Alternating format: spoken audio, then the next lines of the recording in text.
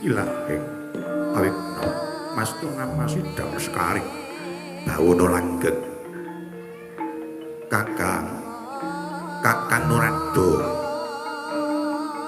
prakencong pak pong marudaya kali codhe sapa sing gawe loto ya lan inggih wonten paringan dawuh Adi Pramesti Bathara Guru kakang sampun dumugi titiwanci karana kawontenanipun jagat kalenggan menika kathah bencana ingkang tumapak wonten Arjapada nggih di mongko sabab sejatine kawontenan sak kathahing pacoban ingkang wujudipun gunung jeblung tirtaning samudra minggah dedaratan banjir bandhang menika namung ngemutaken dhateng sangguwaning para titah supados eling dhateng ingkang nyipta jagat sak isinipun panjenenganipun mekaten Lesdi karena sampun kathah para titah ingkang sampun kesupen dhateng kewajibanipun padha lali karo manembahe nut kapercayaning dhewe-dhewe sampun kathah para titah sing gunakake ngelmu mung nak mungno mumpung enak mumpung ana ning do lali karo kewajibane nek do susah sambate ngaruwara le njaluk karo nangis-nangis ning nak pun kelakon dadi wong mulya kathah sing lali karo sing gawe urip nggih kakang mila saking menika jagat menika saged tentrem kalemu pikantuk pemimpin ingkang sae pemimpin ingkang menggalihaken dhateng rakyatipun lan rakyatipun sami nindakaken jejibanipun sowang-sowang. Nggih, laras mekaten Di mila Kakang. Wahyaning mangsa kala sampun dugi titiwanci ulun badhe nurunaken wahyu ingkang sinembat wahyu Purbanegara. Sinten ingkang saged nampi wahyu Purbanegara tundhanipun benjang badhe dados ratu mustikaning ratu ingkang saged ngayomi para kawula andayani rahayu sanggiwaning jagat sawegung. Oh nggih, yen makaten dawuhipun Adi Pramesti Bathara Guru, kula boten badhe nyelaki. Nggih Kakang, ulun sampun pasrah dhateng pun Kamajaya supados dados sarana tumurunning kanugrahan. Nggih, Kakang Ratu Awi ngangklang jagat ningali dhateng kawontenan Kakang. Oh nggih, ngesaken dawuh namung dijak ngangklang jagat mubeng-mubeng boten badhe selak. Ning sangune kono lho. Aja kon bayar dhewe. Boten Kakang. Nggih, swami kula dherekaken Di Pramesti.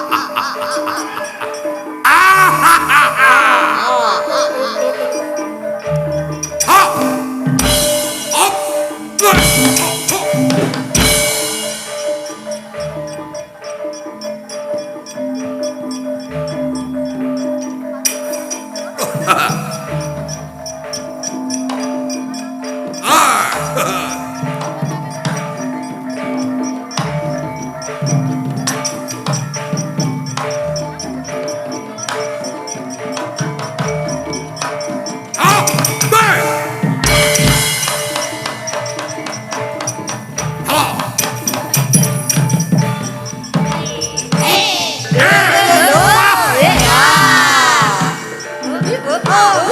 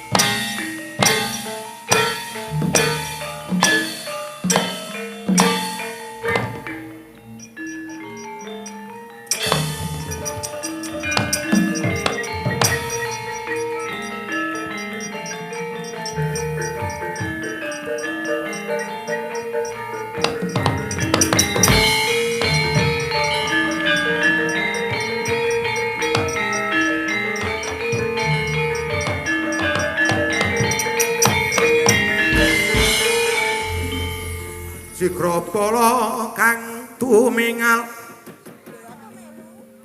Prang campuh samya ngedali Lera kadit pelating kota Dan wanggung menguncang nidi benjang Sangat jimicil latinya ngedali Trasta Surawilaga kaya buta cima wregil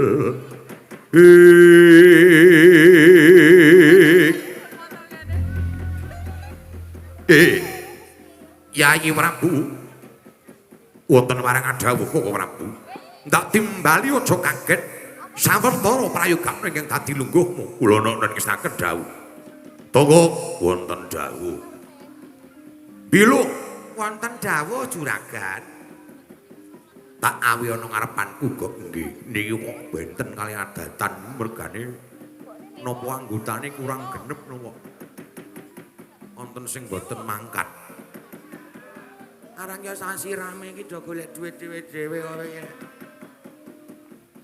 Gok wonten dawuh yen panemumu piye Gok merga aku iki dadi ratu sugih Gong Herbondo Bandulan Sentana prasasat seprapat jagat iki kasugihanku tanpa timbang Gong nggih kula pitados yen sampeyan sugih kula pitados lan kowe nyawang Gong saben ana sing ketaman dahuru ana sing kena bencana aku mesti tekan kono Gong nggih saben ana wong sing kacilakan sampean dugi mriku aku dedana aku maringi Mas Picis Raja Brana lan wiraning arta karo wong-wong sing padha nandhang kapitunan kuwi Gong lha nggih leres sing jenenge wonten wong sing nandhang kapitunan sing keneng bencana terus sampean rawuh mriku ngenehi dhuwit niku apik tegese sampean ngentheng-enthengake penandhangi tiang-tiang dulur-dulur sing padha nandhang kapitunan niku wau ning mbok ya ora sadi syuting ora sadi upload ora sa gawe story wong Danadriya niku nek iso tengen menehi sing kiwa aja nganti ngerti niku nek wong Danadriya wong sedekah ki ora usah mengharapkan timbal balik padha karo wong nembah wong salat wong salat kae gelem salat mergo ngarep-arep swarga kuwi jenenge ora niat.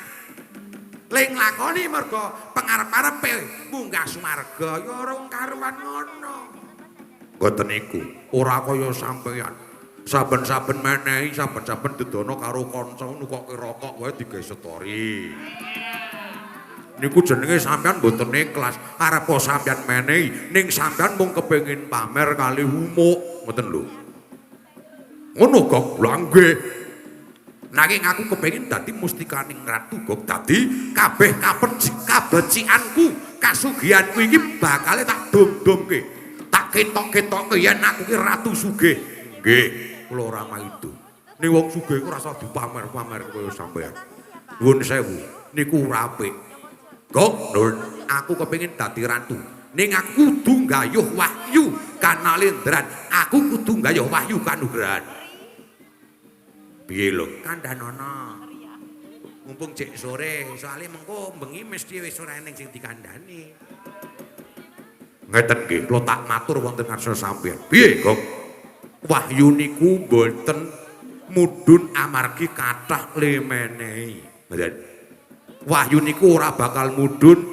senajan tok akeh lemenehi utawa tetulung kali sak padha-padha napa malih merga mung janji lan mung karep dialem yen wong apik tembunge sakniki pencitraan ngoten niku rada modern kok yo ben ngoten niku lho kapercayane wong cilik niku titenane saking sing gelem kerja tenanan nak milih pemimpin niku sing gelem kerja tenanan ngoten lho ora ngapusi ora mung nyolong duwite negara lan ora ngremehake napa malih ngidak-idak liyan niku ora kena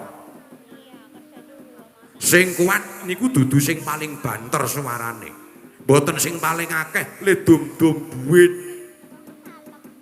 mboten sing banter suarane ora sing paling akeh dum-dum duit niku mboten niku ning sing paling kuat niku sing bisa ngendhaleni nafsune dhewe mboten niku mboten ngono kok nggih sebab napa jaman sakniki menang sejati niku dudu virale ning manfaate tumraping sesami mboten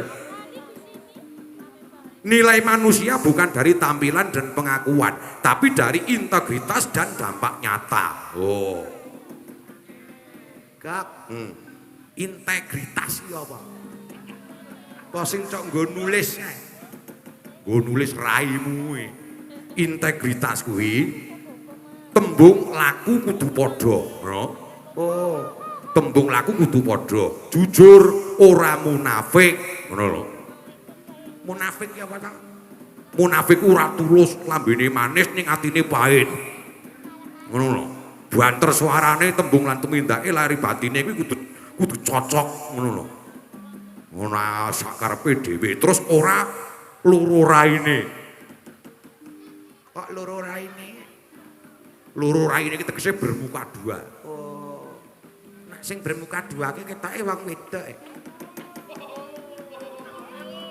wong wedok raine loro wong antem jungkelang mbasmu usulane ora gawe pitulung kowe ngono lho ngoten niku tur kudu kuat prinsipe ora berkhianat ngoten lho arep dipengaruhi sing elek-elek tetep tumemen ngoten mergo napa ajining diri niku saka lati saka temen bakal tinemu ngoten mulane sampean rasane dadak werna-werna nek arep gayuh kanugrahan landhesane napa ati sampean kudu resik tenanan sinuwun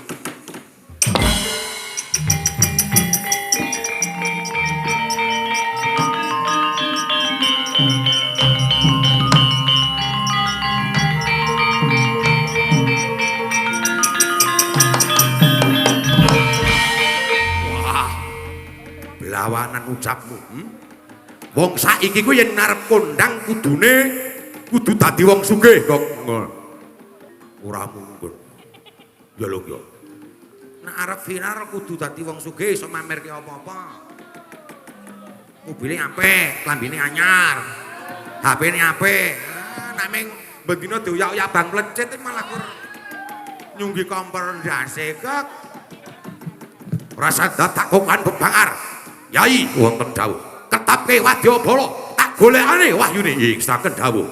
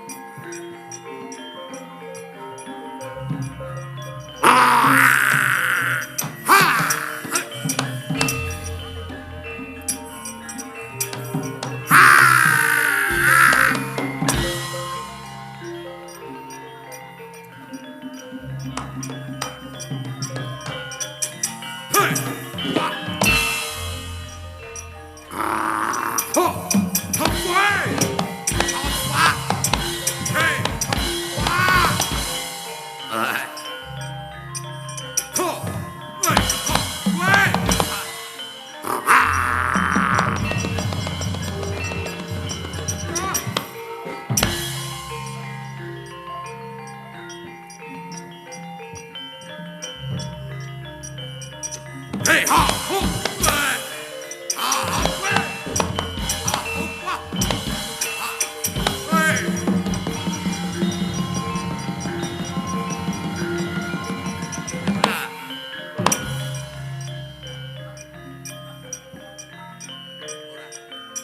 Hei ha hu we ha hei ha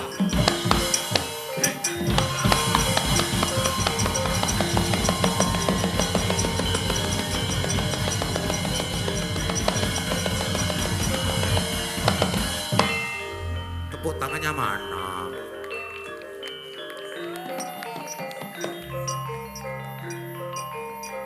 Hei ha hai ha ha hei ha hu ha ha hu ha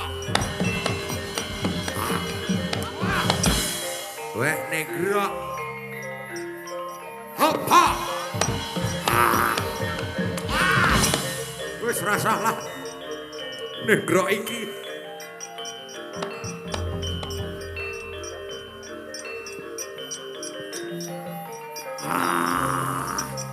hei hei ha hei ha ha hu ha ha hei ha wah ha ha weh weh ha ha oh hei ha weh ha hu ha weh weh nibani ndas layang dilakoke dalange ngebleki dalange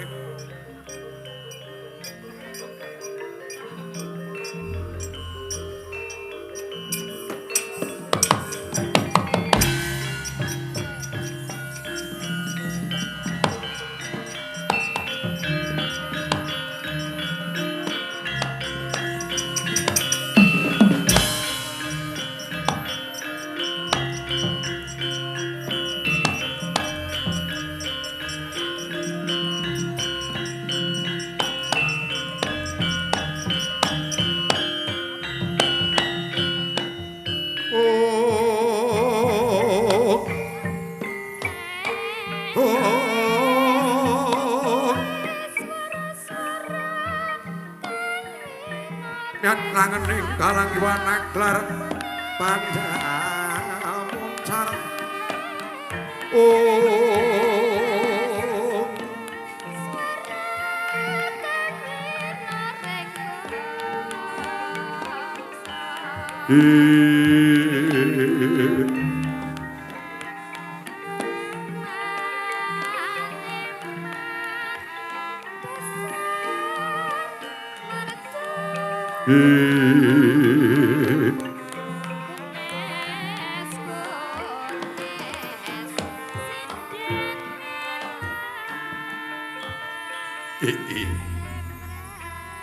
jagat masih saning Bathara Wayau jagat di adiku Werkudara orang ngira babar pisan yen pun ngangkat Someng Pertapan Kendali Sondo bakal sowan onong Dwarawati nanging weruh Siadi onong budalan di kowe arep menyang endi adiku wong bagus. Wah Hanuman kakangku Werkudara piye nopo dawuh saka Yang Aswapati tinimbalan kudu sowan sekadang ning negara Wirata dene karepane aku ora mangerti tinimbalan ana negara Wirata yo Hanuman kakangku jagat pasasen Bathara jagat mestine ana karep lan apa Siadi wis diparingi brik sapa karepe Sinuwun Prabu Maswapati aku durung mangerti mung wae Bajono bape kang wigati kang parikedah para Pandhu ngerteni. Oh ngono Di, iya. Satata lungguhku dhisik. Coba aku tak sedhira sak jarwa kelawan Siadi wis suwe kangen kelawan adikku Werkudara. Anjreng kang puspitoro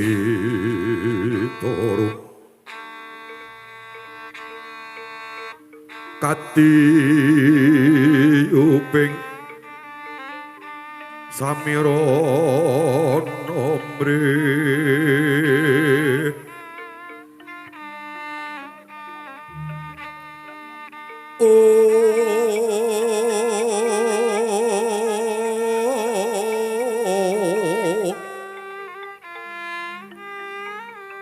sekar kadung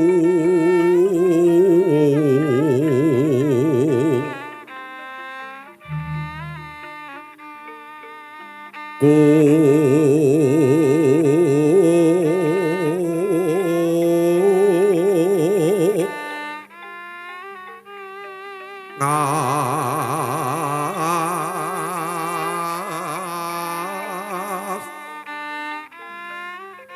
kandanyo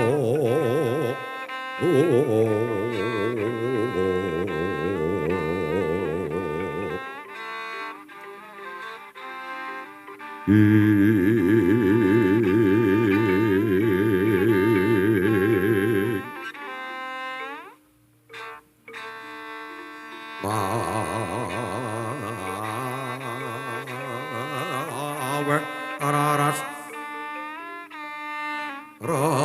naning griya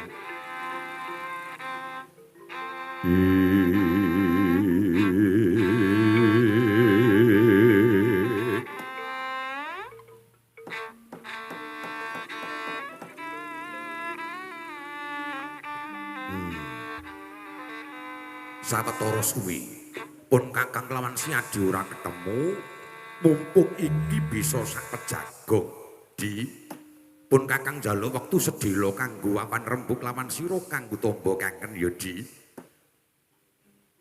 yo anuman Kakang kuwi ora lah kok nyolo wadi temen ingkang sinuwun ing Wirata miji kelawan para wayah supaya prapta ning negara Wirata. Mbok menawa ana babe kang wigati magayutan kelawan Kanalindran kelawan Kaprabon ya sabab Mas Wopati kakekku kuwi ratu nanging tuwa-tuwaganing para Renalindra. Mbok menawa nonton kelawan kahanan kakalanggan iki wis lekas akeh negara-negara ingkang padha adu becik nanging nganggo cara sing ora prayoga. Mula Mas Wopati kakekku mawon bakal ana atur utawa weling tumrapi para Pandhawa. Lan miturut pawarta sing tak krungu. Ora suwe meneh bakal ana kanugrahan ingkang sinebut Wahyu Purbanegara ing bakal tumurun. Jagat masaning Bathara Wayah jagat. Ngono di?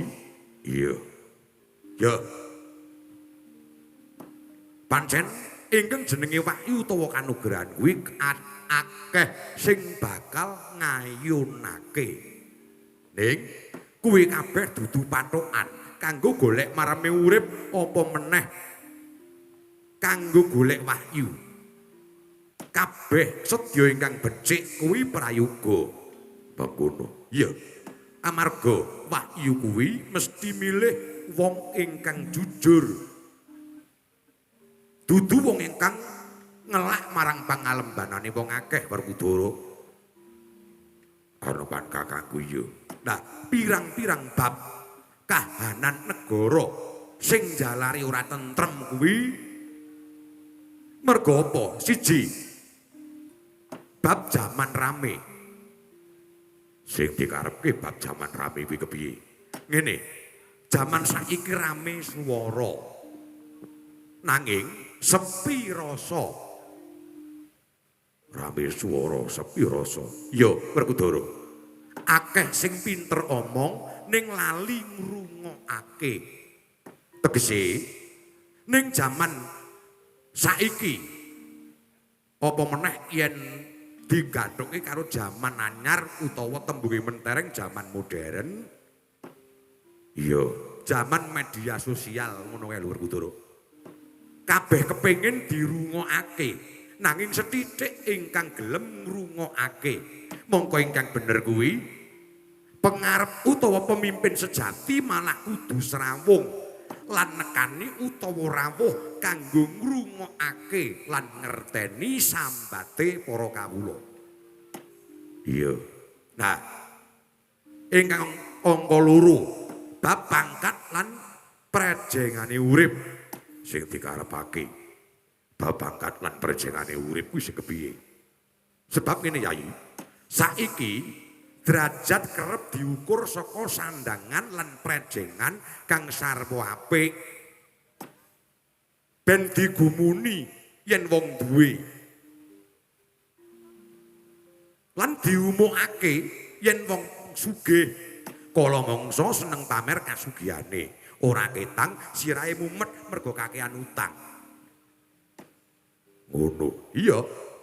Nah, mongko sejatine wahyu utawa kanugrahan ora tau salah milih marang wong ingkang atine resik, adoh saka rasa umuk lan gunem kang mung ngayawara. Werkudara, wong kondang ngaku yen bener senajan sejatine elek tur salah, apa wae kang gawe gumun diketokke supaya entuk pangalembana kuwi yen wong-wong sing kleru. Ngono. Iya. Mergo kabeh mung kepengin pangalembanane wong liya. Lah banjur kaping 3 bab rejeki lan keserakahan. Gusti. Sesambungane bab rejeki karo keserakahan kuwi apa? Ngene. Sak temene Gusti maringi rejeki kuwi ora tau telat. Mbuh rupa dhuwit, mbuh wujud kuwarasan, uga kang wujud kanikmatan liyane. Coba to gagasen. Kanikmatan-kanikmatan yang Gusti yang diparingake dening titah mau kuwi wis akeh banget Werkudara. Kaya dene manungsa diparingi mripat, loro cacahe iso weruh kabeh. Kuwi kenikmatan. Lah coba upamane mripate sing siji mau gedadak njur ora weruh, mung nganggo weruh mripat siji. Coba ana bedane apa ora? Mesti wae ana. Lah kaya ngono kuwi. Nanging manungsa kerep ora sabar. Wis akeh kanugrahan kang diparingake ning manungsa kerep ora sabar. Mongko saka ora sabar kuwi kerep lair tumindak ingkang nglarani marang sesama. Iya. Angele pangupa jiwa. Kuwi uga kerep ndadekake manungsa milih dalan ingkang kleru. Yayi, pitutur iki ngelekake yen milih barang kang melok satemah malak kepengin ndang muluk kuwi mung dedawa kasengsaran. Iya. Lah ing kaping 4 bab kuwasa tanpa welas. Kuwasa tanpa welas kuwi sing dikarepe kepiye? Ngene. Kuwasa sing tanpa welas asih kuwi mung bakal ngasilake rasa wedi. Lan rasa wedi kuwi wiwitane rubedane negara. Dara pemimpin kang merintah nanging cedhak nesune lan kasare apa meneh rumangsa bener dhewe mung bakal nuwuhake rasa keweden, dudu kapercayan Werkudara. Mung nuwuhke rasa keweden ning dudu kapercayan. Iya. Nah, kaping 5 banjur kawula utawa rakyat lan pemimpin sing dikarepake kawula lan pemimpin akeh-akehe kawula ki mung dadi sarana lan papane janji. Tak balike meneh. Akeh-akehe kawula ki mung dadi sarana lan papane janji. Pemimpin kang kaya ngono kuwi tegese durung lulus saka pendadaraning kapinteran lan rasa mbela kawula. Para kawula utawa rakyat kuwi dudu alat kampanye Werkudara. Apa meneh angka itung swara yen jaman saiki kasebut angka statistik ngono kae. Statistik kuwi apa? Wis to. Takono karo sing ngerti. Kowe kok ngerti. Lu arep aku ki kethek ning bojoku ya nyambut gawe ana BPS ngono kuwi. Oh, ngono. Arep bojo kethek ning le kerja nang kamare tak. Ngono anu man. Iya. Nah, kanugrahan wahyu ora bakal mapan ana pemimpin kang nglalekake jiwa kang manungsane. Banjur ing kaping 6 kuwi bab laku kapribaden sing dikarepke. Sadurunge matur utawa nata ngatur wong liya, tatanan atimu dhisik sebab rusake negara kuwi kala mangsa diwiwiti saka pikiran utawa panemune wong siji kang ora nganggo ditata.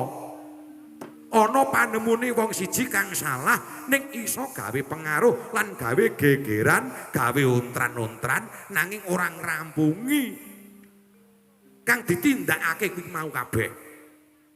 Apa ana tuladane? Ana. Zaman saiki negara lagi susah. Zaman saiki negara lagi menggaleki wong sing padha kena bencana. Mung ijazah le ngurus ora rampung-rampung. Mbok ya dienggo mikir liyane. Ya ana manungsa kaya ngono kuwi. Eneng tur ya dikeki nyawa. Ya urip. Wonge teko ora. Ngono kuwi Werkudara. Kala mangsane malah ora bener. Ya. Lah ingkang becik kuwi gawe owah-owahan ning tumuju kemakmuran lan tentrem. Owah-owahan gedhe tur becik kuwi mesti kawiwitan saka kapribaden ingkang jujur, tumemen lan tanggung jawab Werkudara. Iya. Ha, pungkasane ngenani jaman saiki wahyu utawa kanugrahan ora mudhun kanggo wong ingkang kepengin misuwur. Nanging kanggo sing wis sumadya ngayomi senajan nandhang pacoban abot nanging landhesane bebener. Sakakehing pacoban disangga dhewe. Uwohe bakal tukur kanugrahan utawa rasa legi Werkudara. Lang-langing driya mangu-mangungkun kan wanri manglirena tanpa kanin. Amengko Sanghyang Utama ya Hanuman yen kaya mangkon aku ngatuke panuwun cekel kanggo garan mbok menawa sesuk anak putumu takon kepiye carane gawe tentrem kowe sisa nuduhake Hanuman kakangku ya ayo ndak kanthi yen bakal ana negara Wirata tak jejampangi Werkudara ayo Hanuman kakangku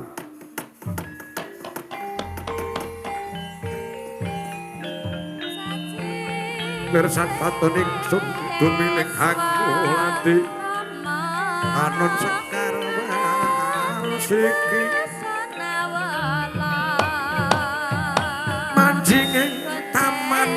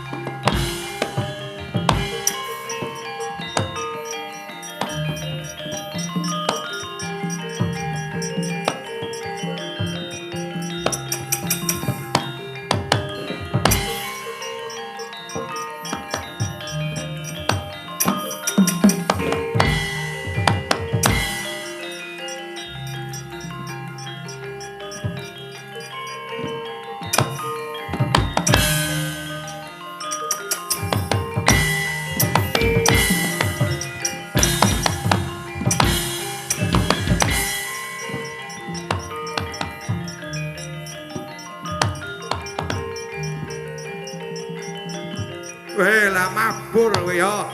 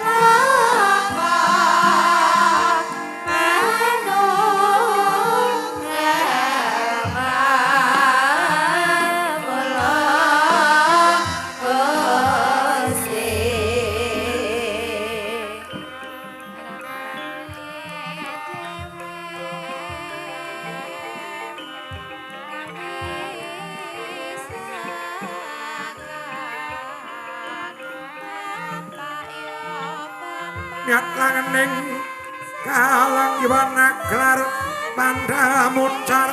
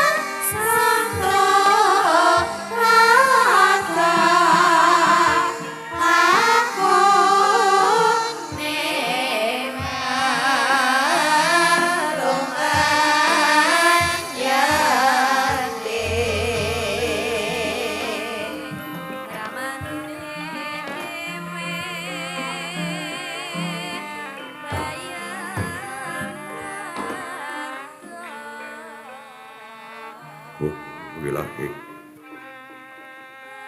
wong lahing kami geno mastu nama sidang mastu selak dewing jagat karono sirah tondo kawisisaning busana sono sinaku langan pila pekstu maksih lestantun apaing budya jinantur tutur kang katelo betelo tulap mringading prasedya winursita trangkang dinamodama pemat ditamengoko mangke tekap wasananing gupita tangun renggeng plompang matumpa-tumpa marma panggeng panggung sang raweng kata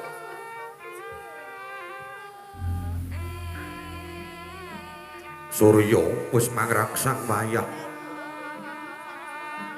jangkaing cahya trajang wening tirta gadhang marang sigagat kang wis gulung galenganing galong pratandhani sang Kaladara nedya bedhap sipate sipeteng kang tegese madhangi jagat sak isine sumila ing samirana temah nyaput pedhut embun kinemulan memplak dadi padhang jinglang lir obor sewu murub bareng kidungan peksi tumlawung sesulingan silir ngawis tarani jroning alam sanyata Gusti netep kudu lumaku gesang sak titahe nut marang aluning wanci parang seret rantaman hari wis nuduhake panembrama nyurasa purwa madya mastungkara manguwiya nenggih kedhap kumedhap mandaya-daya mandaya samar-samar kadumbalan maweh pawoko-anawa sang Kaladara muhung duwi paninis bedaka kang durgama sinampu ing aryama paramita parama kang tegese gesang kudu gunakake kawaspadan kadidene paugraning negara paugraning agama miwah paugraning bebrayan agung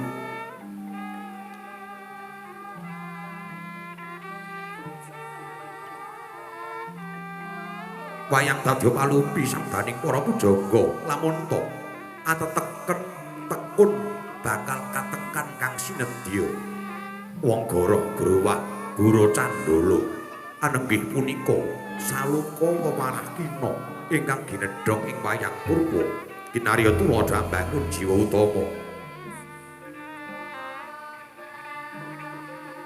sebodo dadi piwulang ingkang dayane maweh pepadhang Purwa pinangka pambuka miwiti luwiting carita nenggih adeging kraton Wirata ingkang manunggah sang Baginda Maharaja Prabu Mastawapati ya Prabu Durgandana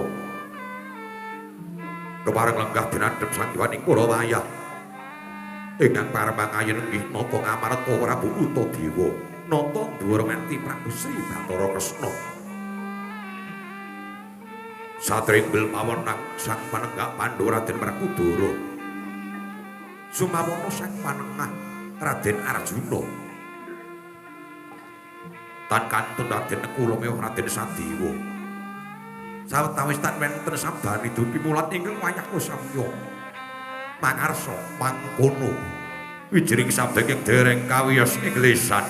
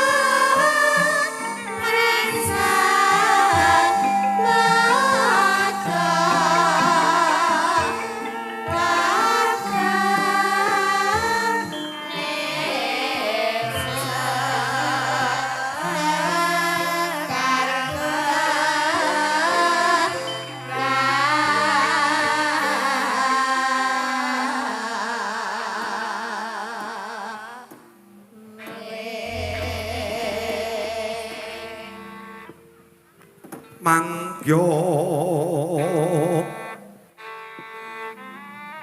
darajating praja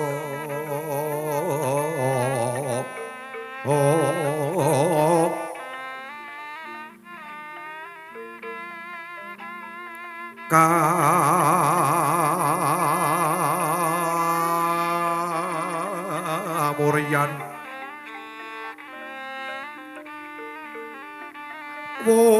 wosunya ruri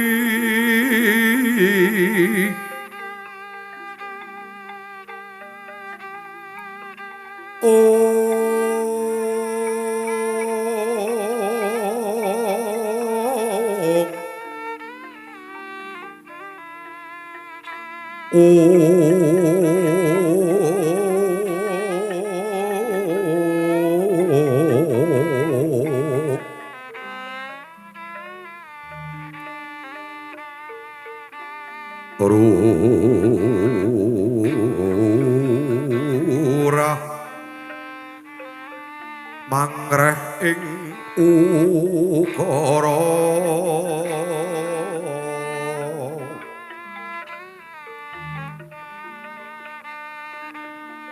karana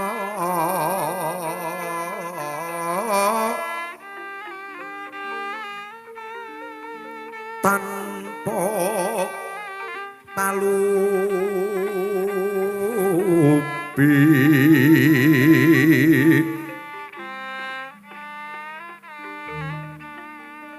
ati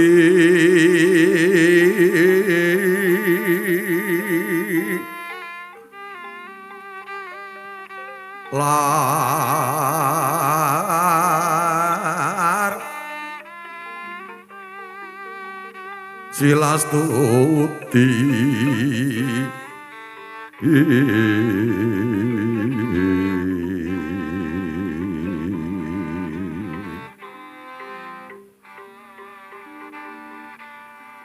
Sucana Saracana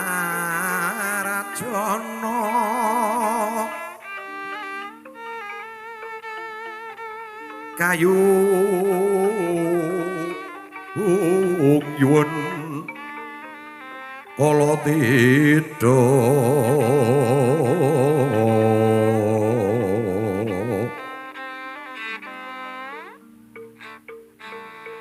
didem tandane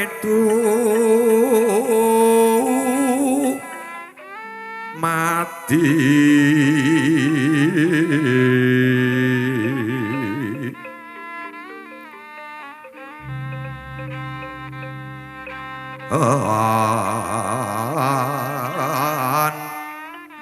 dayaning rat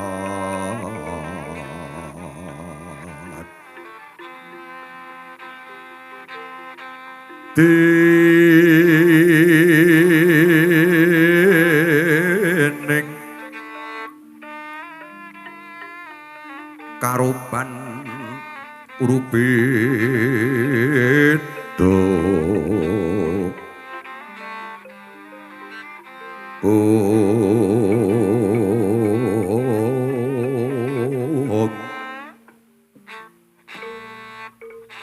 Jagat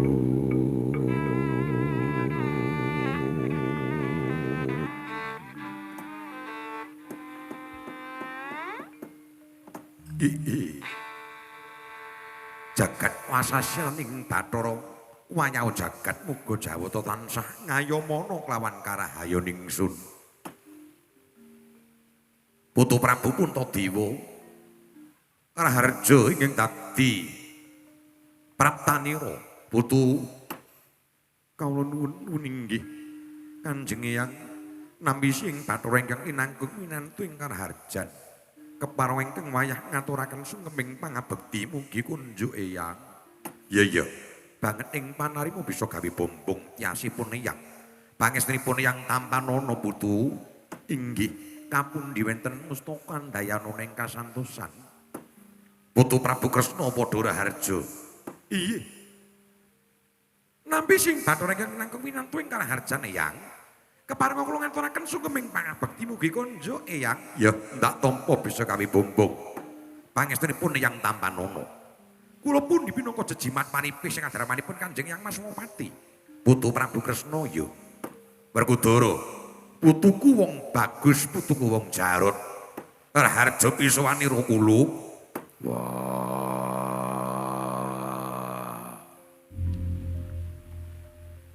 Maswapati kakekku.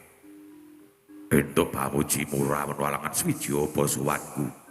Sembahku Tampanana Maswapati kakekku. Ya. Dara bisa gawe marep lan mongko penggalipun Eyang. Sira ngaturke bekti tak tampa kanthi bombong lan bungkah. Pangestuku Tampanana wong bagus. Tak pundi dadi jejimat. Maswapati kakekku. Werkudara iya. Janaka Raharja pisanira kula. Inggih Kanjeng Eyang. Kepareng ingkang wayah ngaturaken sungkeming pangabekti mugi kunjuk. Ya ndak tampa. Wong bagus. Pangestunipun Eyang Tampanana inggih kapundi pinangka jejimat paripe. Nek kula sedewa prayogakna pasuwanira. Inggih Eyang. Inggih Eyang. Kepareng ngaturaken pangabekti kunjuk. Kula inggih ngaturaken pangabekti kunjuk Eyang. Ndak tampa kanthi bombong. Putu wonten dawuh. Inggih. Wonten parengan dawuh. Kanjeng Eyang miji dateng ingkang wayah ing Durawati sarta kadang-kadang kula Yayi Prabu Puntadewa kadang ngene. Pancen ana bab ingkang wigati ingkang mari kudu tak kandhake. Pun Eyang iki wis sepuh, pun Eyang iki wis tuwa. Ingkang tak jak guneman yen mung anak-anakku Seta, Utara, Wratsangka lan anakku wadon wae tak kira ora bakal cukup. Sebab pun Eyang ngerti sepira tresnaning para dewa lawan putu-putuku Pandhawa luwih-luwih putuku ing Durawati titising Wisnu Dewane kabejan lan kamulyan.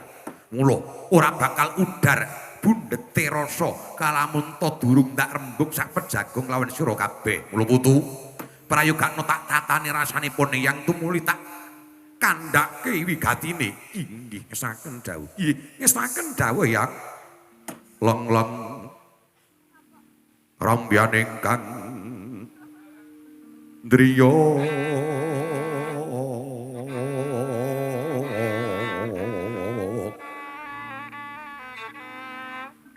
liriwang candra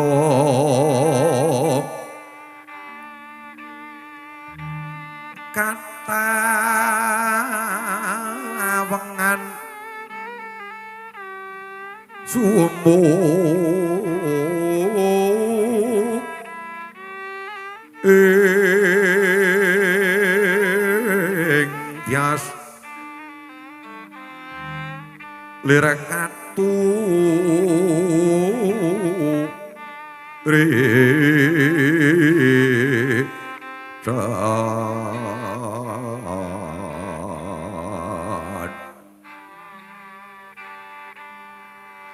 limut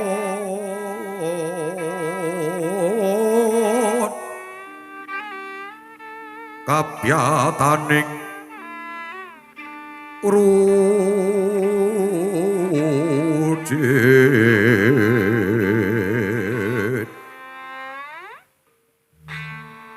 ram raming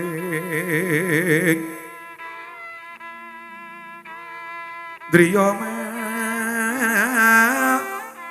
nawung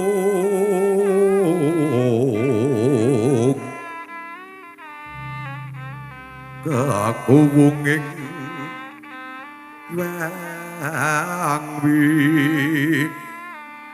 sesuk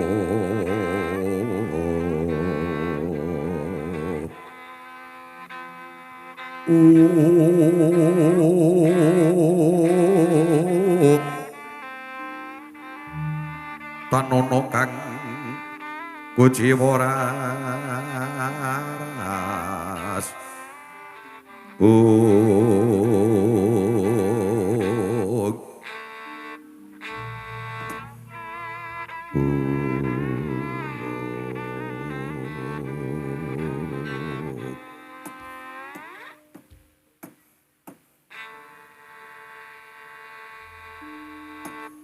ngene putu sejatine nepap ingkang wigati kepare kudu tak kandhake inggih keparenga paring dawuh yang ngene iki tak kandhani ingkang jeneng kanugrahan mau pancen ora pilih-pilih wanci ora pilih-pilih kelawan yuswa utawa umur kalengganipun eyang senajan to wis sepuh ning rasaku seneng mergo eyangmu putri Yayi Rekotowati saiki ngrebeni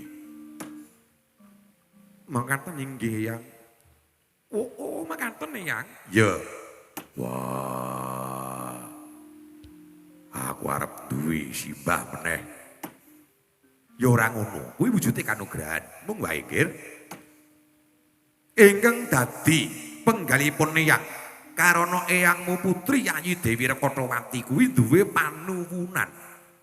Mongko panuwunan mono mungguhipun eyang iki abot karana durung mangerti wujud utawa papane. Eyang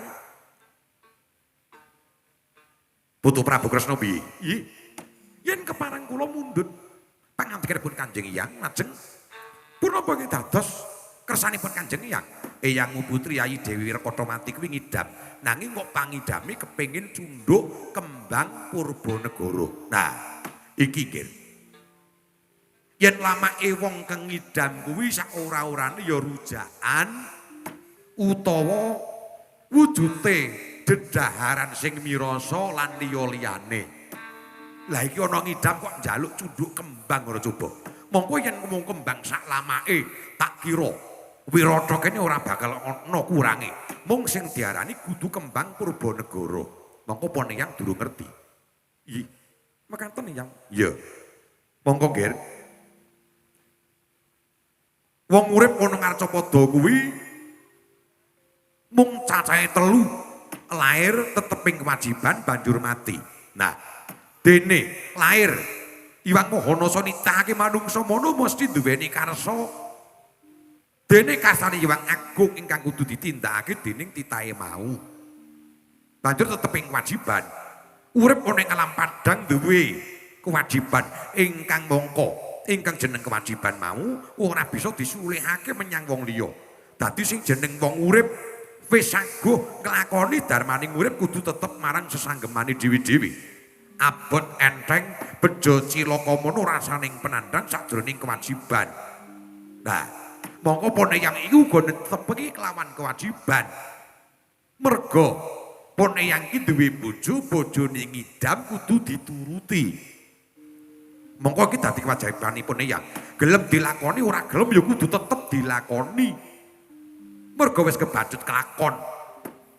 Inggih yang tuladane kaya wedine wong ingkang tinitah dadi wong urip mono mestine rata-rata nampik lan milih upamane dientukke milih mestine ya pone yang dawuh milya sarana sing kepenak golekane inggih ning ora Mergo wong urip ki mesti rata-rata nampik lan milih, emoh iki njaluk kae, emoh saiki njaluk sesuk, emoh sing kaya ngene njaluk sing kaya ngono. Inggih. Mula banjur tuwuh pambudi dayane manungsa, mergo durung mesti lamun to kasugihan, kamulyan uga kasusahan lan kasengsaran iku mujudake kacilakan. Ning janji kabeh mau landesane jujur dalan menyang kamukten kawibawan iku akeh sing metu saka kasusahan. Lah iki pun yang diteter. Duwe bojo ayu, mongko duwe penjalukan iki sekirane iso nuruti apa ora? Mula dituruti. Mula bojo ki ora usah akeh-akeh. Cukup siji. Ora kaya Janaka bojone pirang-pirang ting telecek ning ngendi-endi. Ora usah nyemoni wong sing kandhaya bojone telu kok omong. Wis, iki engko wong loro ki rak karo padu. Senengane ngono lho. Mula nggih, pun nek yo ngerti. Sangune wong urip kuwi mung tekad. Dene tekad mau wani geduga gelem nglakoni saking penandang jroning kewajiban. Lah arep rekoso ya bakal tak lakoni. Mergo ngene nggih. Oke wong urip kuwi wani ning padha ora geduga. Ana sing geduga nanging ora gelem. Ana ingkang gelem nanging uga ora geduga. Nah, mula telu-telu niku kudu dipelintir. Wani, geduga, gelem. Sebab wong kang ora wani, ora geduga lan ora gelem nandhang lelakone kewajiban, tegese selak karo darmane uripe. Inggih, mekaten ya. Nah, kula kudu tetep tak lakoni. Bakal tak turuti. Keri dhewe mati nggih. Mati ku dadi pratandha rampung ing penandhang utawa kewajiban sakjroning urip. Mati aja mbok tegesi bejo apa sengsara. Yen wis rampung darmane kabeh bakal digulung saka jagat iki. Iki ingkang ndak andemi, ingkang tak cekeli kenceng. Dadi pangangen-angenipun eyang lan dadi pituduhipun eyang. Kula kagi pun yang bakal nyuwun priksa kelawan sira kabeh. Ana ngendi dununge kembang Purbanegara? Saguh ora saguh pun eyang iki ora bakal kongkonan kelawan para putu-putuku. Ning tak lakoni dhewe, tak goleki dhewe. Wiparaning marana kang warit kinawruhan benganing tansah marakasarira.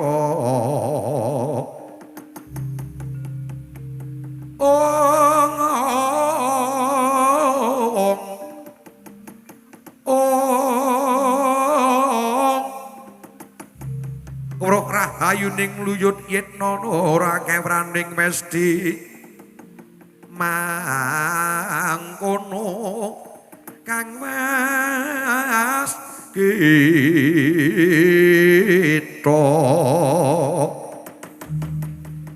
marmoten anggayuh wahyuning kasidan wa katungkul katungkul ulah kamulyaning urip.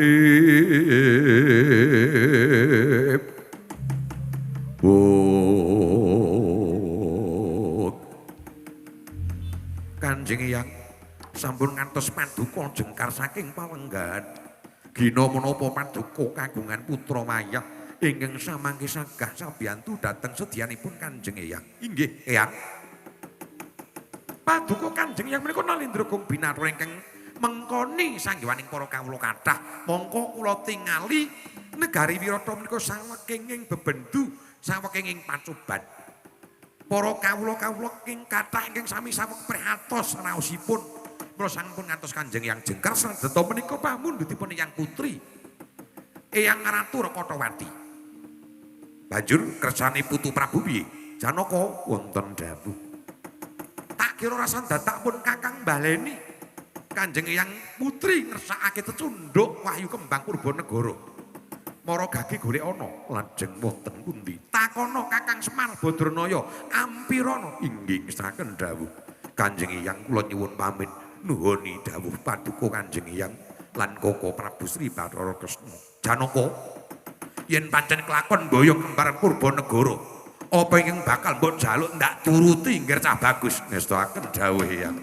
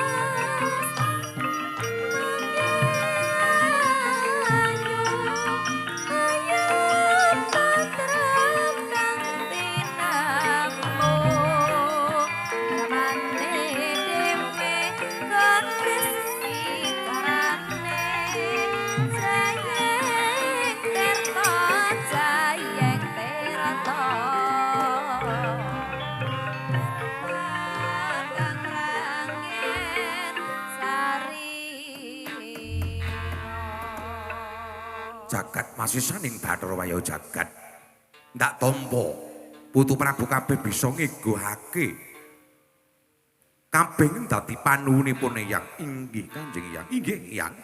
Sakmenika kepareng paduka amanggi dhateng Kanjeng Hyang Putri.